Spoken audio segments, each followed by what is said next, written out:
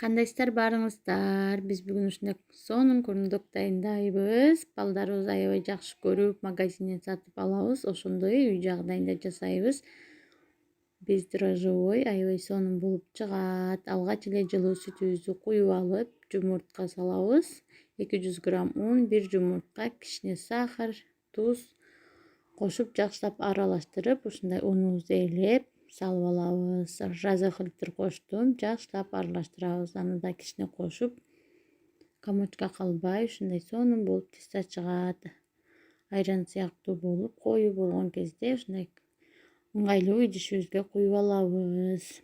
Андан соң ушундай сосискаларыбызды ачып, жакшылап тазалап алабыз. Бизге ушундай тойбос сосиска колбасалар жакшы, ушундай колдоном. Шпажкаларыбызды алып алып, ушундай баарын терип алабыз. Акырындык менен сонун болуп чыгат.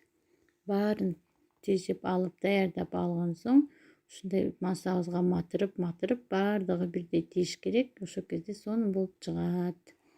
Панировочный сухарик менен ушундай баардык жогуна андан кийин ага салып, баарын оонатып, жакшылап терип алабыз. Кызып турган майыбызга кызарта кууруп алабыз. Ичи жумшак, хрустящий болгон. Ушундай болуп, сонун болуп чыкты. Сиздер дагы жасап көрүңүздөр. Каналыма катталып, кыргызча контентти колдоп коюңуздар. Базардан сатып албай, балдарыбызга үй жагдайында ушундай аябай сонун кылып, берекелүү болот. Жасап көрүңүздөр. Мен балдарыма аябай жакты. Сонун болуп чыкты.